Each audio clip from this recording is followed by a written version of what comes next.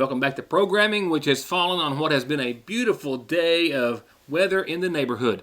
The 16th day of March indeed has been very nice. Tomorrow we again will see the 70s with some clouds, and that will be, of course, at the onset of a big change up. A cold front comes, and we will see temperatures plunge about 20 degrees from your Thursday into your Friday. There are showers and some thunderstorms associated with that changeover as well, and I'll go out on that note, but before we do, a lot of ground to cover. An arrest tonight from the Kentucky State Police. I had 2 arrests last night from the state police and local authorities in Magoffin County of serious and felony nature. Tonight, I'm told of felony charges against another Magoffin County man who is in the Pike County Detention Center at this time. We have a lot of basketball news to talk about tonight. Scores, highlights from last night's second semi-round for the ladies. And I also have a treat for you. Got to sit down with a young man who I actually came to know some time ago through Lacey and her friends. Just a great young man who's having a really great time as a member of the MSU Eagle basketball team. He was in India, in lockdown, isolated by himself between COVID testing. But Jacob Rice, state champion Jacob Rice from the Johnson Central High School, is with us tonight talking about the experience he's had as an Eagle of Moorhead, their monster win streak that they were able to pull off, as well as what they're looking to do this Friday night when they, of course, will be playing in the NCAA tournament. I have all of that, and I have actually much, much more, and your COVID update to work into what's left of the half hour. It starts right after this.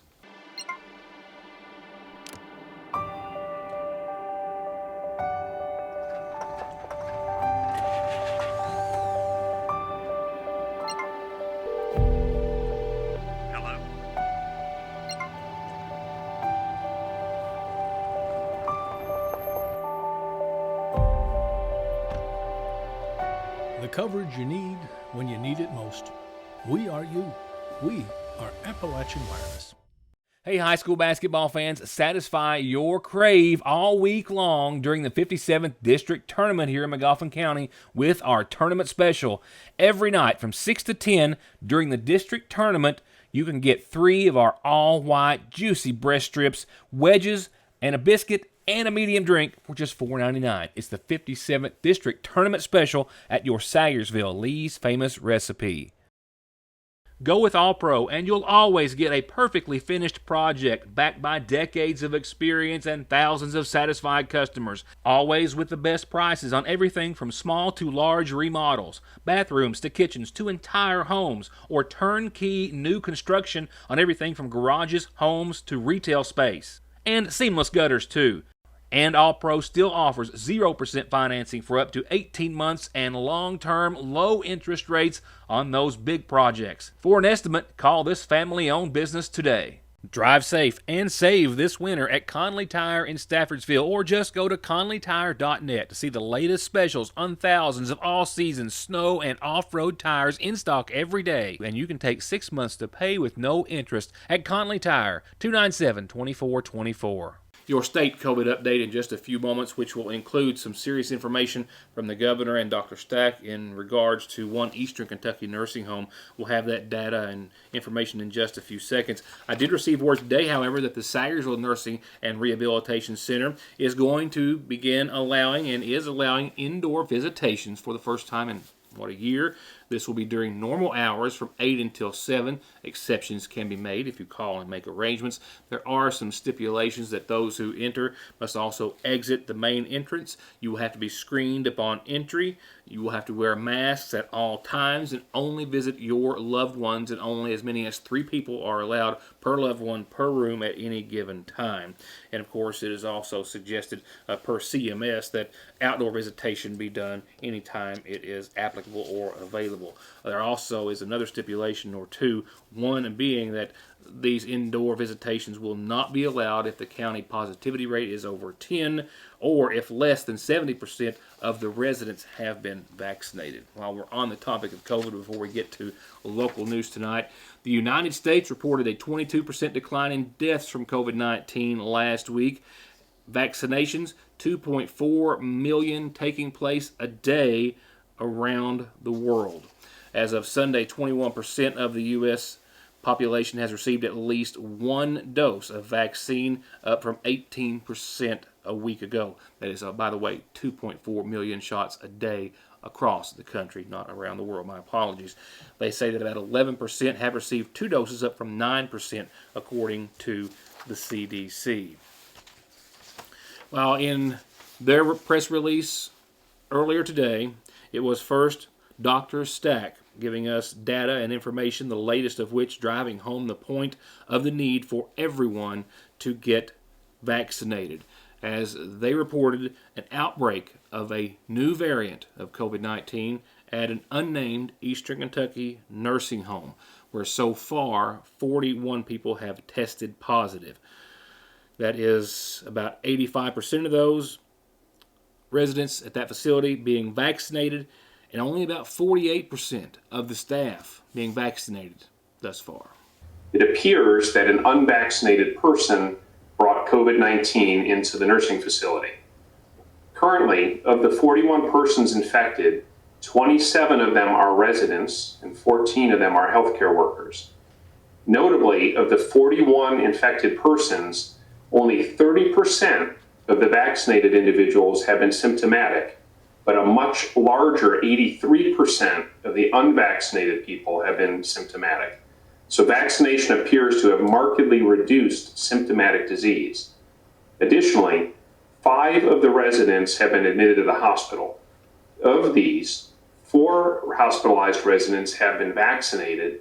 Were unvaccinated. Please correct that. Of these, 4 hospitalized residents were unvaccinated, and 1 hospitalized resident has been vaccinated. So here too, vaccination appears to have markedly reduced the risk of serious infection and hospitalization. So now I'm going to make that even more clear. There were 71 people who were vaccinated, 1 of whom is in the hospital. There were 13 residents unvaccinated, 4 of whom are in the hospital. Stack noting that those proportions are just simply huge, a difference therein. Stack noting the huge difference in those proportions. Also, the importance of all staff and residents and visitors needing to be vaccinated at facilities, long-term care centers, or nursing homes all across Kentucky, and how this just further proves the vaccine works. It keeps you from getting severely sick or dying, as well as everyone around you, and how it's important that everyone keep wearing their masks, social distancing, washing hands, staying home if you're sick, and using, of course, all those common sense methods that have made a big difference in the COVID-19 pandemic thus far. While today, numbers announced by the governor again continue the same trend, glad to report, as they have now for into our 9th week. 819 new cases of COVID-19. That's the lowest Tuesday in about a month. Hospitalization are down 5, ICU down 4, Kentuckians on a ventilator because of COVID down 8. Our positivity rate is at 3.87%. I think we've only had 1 day since September, and that was in March, that has been that low. We only have 9 red counties. I think that's up 1 from yesterday, but still such a low number of red counties. We are reporting 24 new deaths today, which is far too many. Now, only 3 of those are members of long-term care. Last night, 2 serious felony arrests conducted by the state police, being assisted by local authorities as well. Tonight, another state police out of Pikeville confirming that 33-year-old Robert Miller has been placed in the Pike County Detention Center on felony drug charges and others. Last night, I covered the arrest of 21-year-old Joshua Brown of Royalton, who was charged with wanton endangerment of a police officer, fleeing and evading, resisting, driving under the influence with aggravated circumstances, and attempted murder of a police officer. This was an event that transpired late Saturday night, Sunday morning, which he was stopped by police who were searching for him to serve active felony warrants, and then fled from them on numerous different occasions, attempting to run over or run down or off the road at least 2 officers, a Sangerville City police officer and a Kentucky State Police trooper, who finally took him into custody after being tased and chased for about a mile and a half. Also, late Sunday night, 50-year-old Jerry Shepard of Sagersville was arrested by state police on Route 40, found with over 4 grams of methamphetamine and over $8,000 in cash after a traffic stop for a traffic violation. Both of those investigations continue by the state police. And a state police trooper reportedly responded to a complaint of a vehicle blocking the loading dock of the Quality Foods near the intersection of Highway 460 and 195 in Pike County. This was at 6:41 this morning, and upon that trooper's arrival, the man operating the vehicle was found in the driver's seat wearing his seatbelt. The vehicle was running, the transmission was in drive, and I believe he was unconscious during the encounter. The operator tried to pull away, however, the vehicle was against a concrete barrier which kept it from going anywhere. He was arrested for driving under the influence, second degree, with aggravated circumstances. And after a search of 33-year-old Robert Miller's vehicle, they found about 1 1/4 ounces of methamphetamine, digital scales, paraphernalia, and so far an undetermined or unreported amount of money. The 33-year-old Sagersville man is still in the Pike County Detention Center on charges of trafficking in meth, cultivation of salvia, DUI second with aggravated circumstances, driving on a DUI suspended license, no insurance, and a host of other charges. With that said, here's tonight's McGoffin Farm Bureau Community Calendar, a boil water advisory that has been lifted. Oh, but actually, before I go there, I've got to go to a birthday. Happy birthday to James Gordon Tobby with lots of love from Trenton. Birthday wishes to you tonight. Birthday wishes to James Gordon Tobby. Happy birthday to you. Now, from there, we'll go on to the boil water advisory. I've been told from the Sagersville Waterworks that the boil water advisory that was in effect for the area of Lick Branch behind your Sagersville Lee's Famous Recipe, that has been lifted. You no longer need to boil your cooking or drinking water for 3 minutes. This notification that North Magoffin Elementary's Site-Based Council will meet in regular session tomorrow, 4:30, in the school's library. Everyone is welcome to attend the open meeting. And a reminder that Kentucky Special Olympics has cleared the way for a season this year, and there's a meeting this coming Saturday at the football field at noon for all current athletes and parents of Magoffin County Special Olympics, as well as anyone who wants to become an athlete or a volunteer. Please join them as well. They'll discuss the season, how it's going to work with COVID. You'll pick up your informational packets and find out everything you need to know. And they'll have it at Dairy Queen here in Sagersville if they get rained out. And remember, everything is free. It costs nothing. Paul Gumby Montgomery has raised enough money with the help of all of the support that he has been able to get to pay for everything for every athlete. It costs nothing. Find out more this Saturday at noon. And if you want everyone to find out about your birthday or anniversary or special announcement from your church group, organization, what have you, well, then you tell me, and I just tell everyone else right here in the calendar. You just got to tell me so I can tell everyone else. I'll be right back. Jesse Rudd and his staff at Parkway Pharmacy are proud to announce the newest member of their team, and yours, pharmacist Dustin Jones, who's actually the grandson of Janet and the late Paul Jones of Dixie in Salyersville. And his addition of over 12 years of experience in inpatient and outpatient services gives you unmatched availability and care when it comes to your health and medication. Parkway Pharmacy, where you can always talk to a pharmacist when you need one.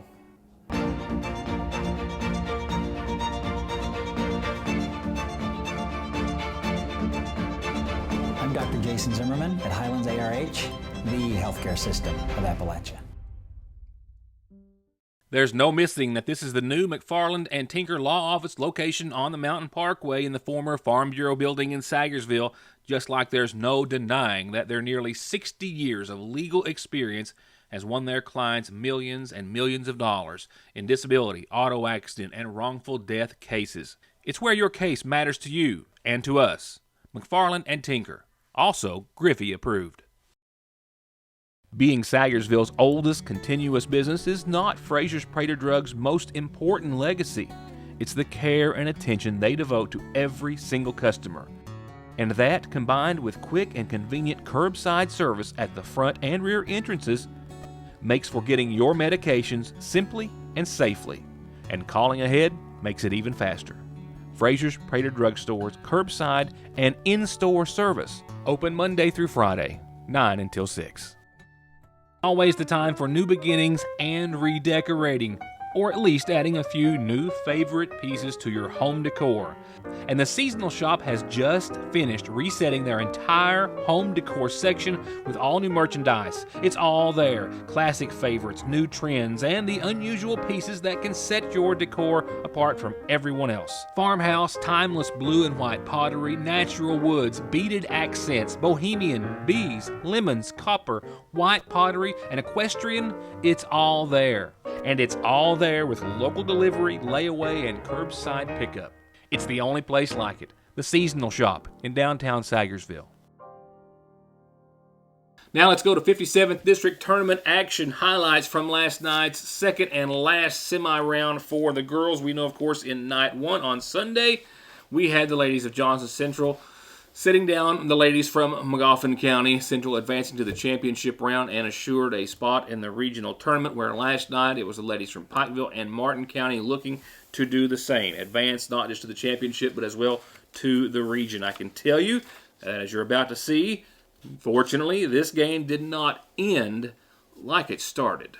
The refs missed a walk right there, and that let Katie Markham make the basket to tie it at 2 points apiece with 5:40 left to go in the first quarter, and not another point was scored for the rest of the first quarter.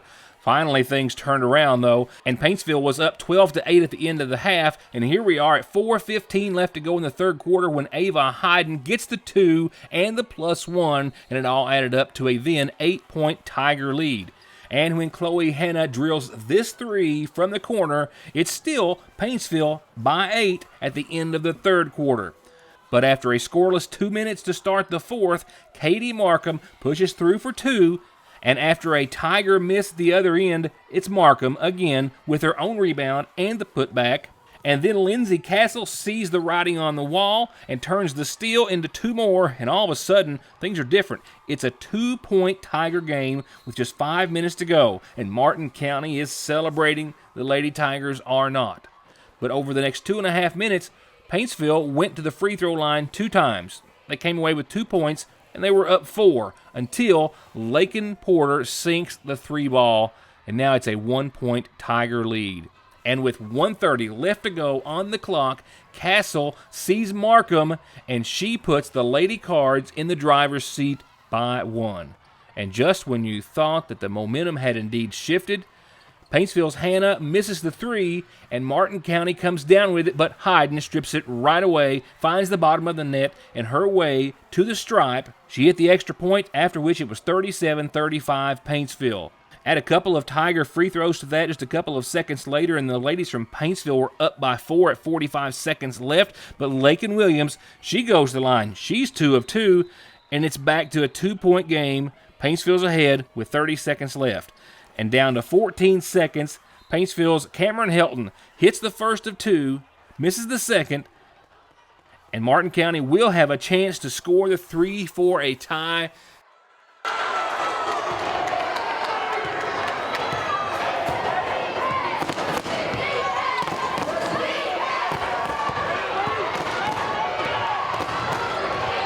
It does not go, and this one is over. A lot closer than it started. 40-37 for Paintsville, who will advance to the championship round this Thursday night at 7 and is assured a spot at the 15th region.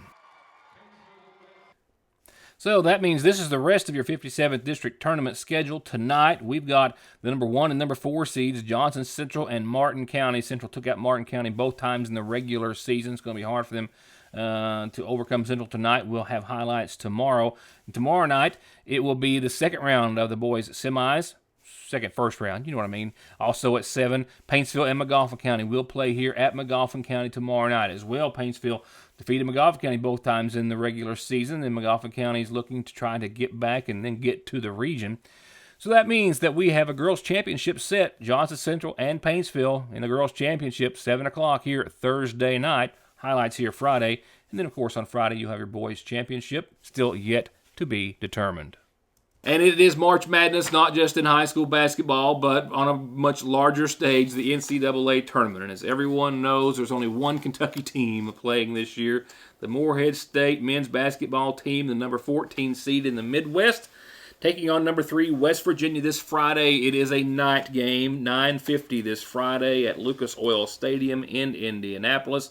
The Eagles 20-7, 17-3 in the OVC. The OVC champions after taking out Belmont, the program's first conference championship since the 2010-2011 season. And as I alluded to yesterday, I've got a special interview with you tonight, one that I've looked forward to doing. I've known this young man for quite some time, a friend of my daughter's and her friends, and a very well-respected high school basketball player at Johnson Central, as he is as well at Morehead State University. There's a lot of Eastern Kentucky reference here in this entire picture. You've got their coach Preston Spradlin from Betsy Lane, I think it was, an Alice Lloyd alum, who was, among other things, named a finalist for many coaching awards, I think, over the course of the season. The Jim Fallon Award most recently. Spradlin, who along with his staff led the Eagles to a 10-0 improvement from 2019-20 to the 2021 Ohio Valley Conference Championship. They guided the squad that had been picked to finish 8th in the preseason college poll to much farther than that, and he was named OVC Coach of the Year as well.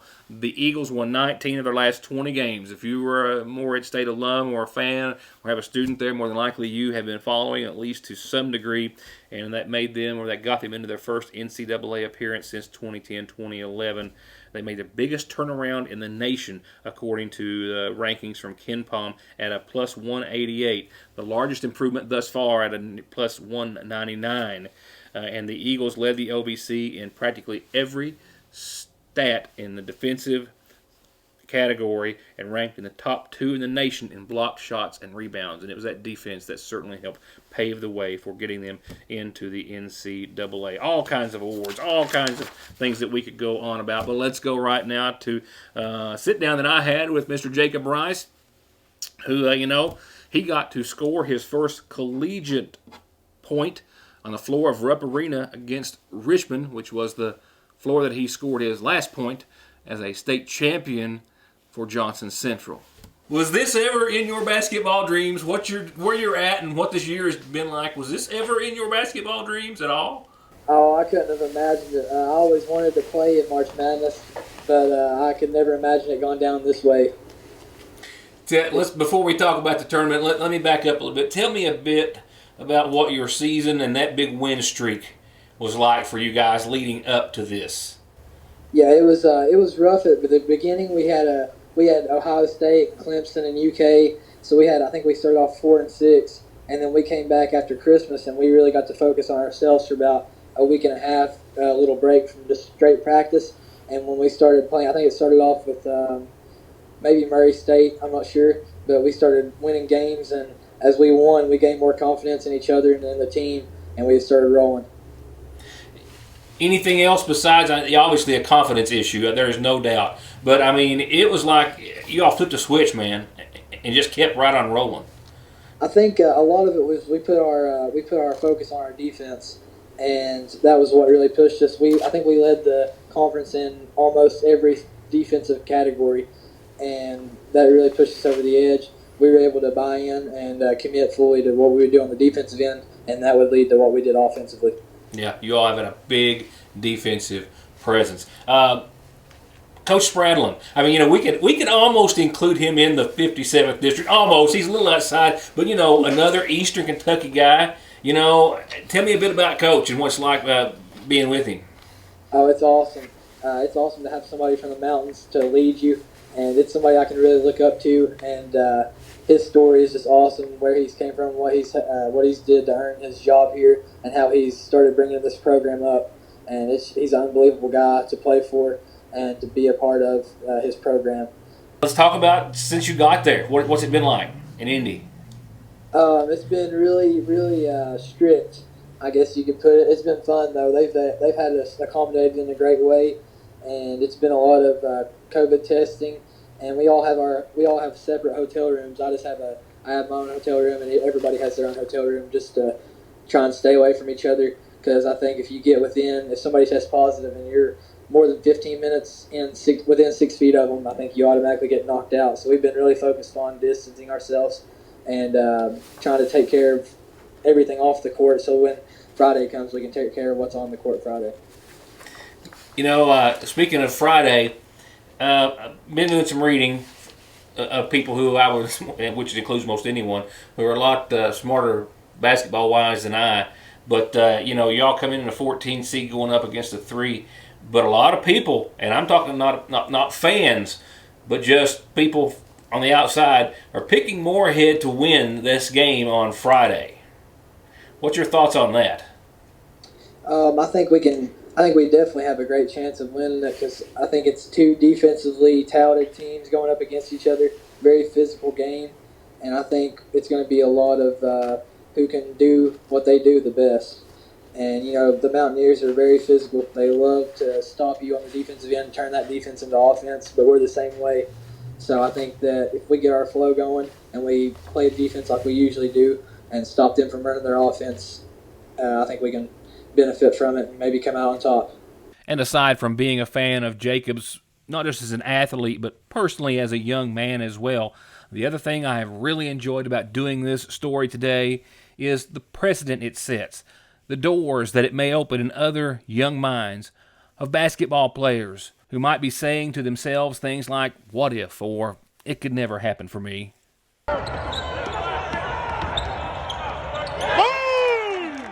What would you say to some of those young basketball players younger than you right now who are thinking, it's probably never going to happen for me? I tell them that going into my freshman year of college, I kind of thought the same thing. I didn't play my freshman year of college. I just wanted to focus mainly on academics because I didn't know how tough college would be. And then sophomore year, going into freshman to sophomore summer, I got a call from coach, and he said they had a spot on the team and asked me if I would like to be the walk-on. And I told him, of course.